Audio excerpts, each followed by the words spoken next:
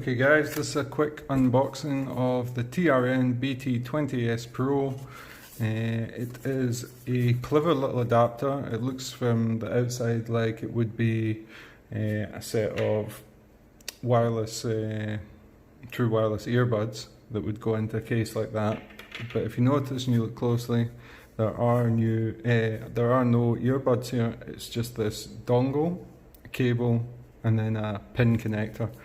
These are, I believe, available in two variants of 2-pin connectors, and yeah, so 0.75, 0.78, they're with 2-pin connectors, and MMCX, which should be the one that is included in this box.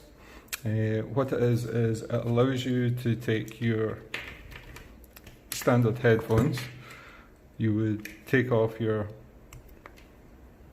cable, and then you would plug these things in here, and that would give you something like the The Audio Monarch in a completely wireless form with good file support and codec support. So we'll put that to the side and we'll get on and unbox this. I think it's just a sleeve. I'm just going to pull out this way. Yep.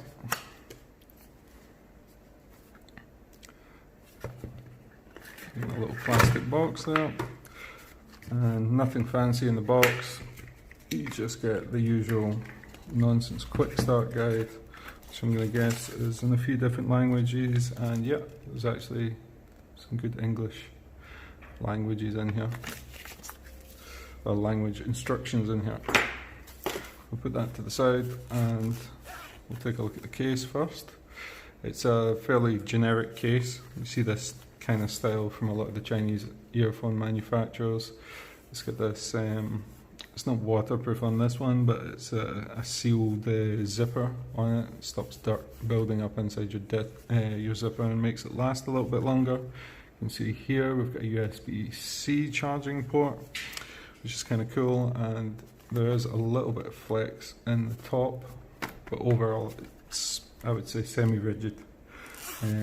Smooth zipper. And there you go. On the inside you can see these ones are the MMCX variant, and on the inside USB-C to USB charging cable, little pouch there,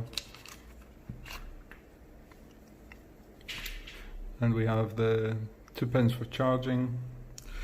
We have this single input button on each earphone, and it's the same on each side. So with these being MMCX, you can see it's already turned on and it's searching for pairing.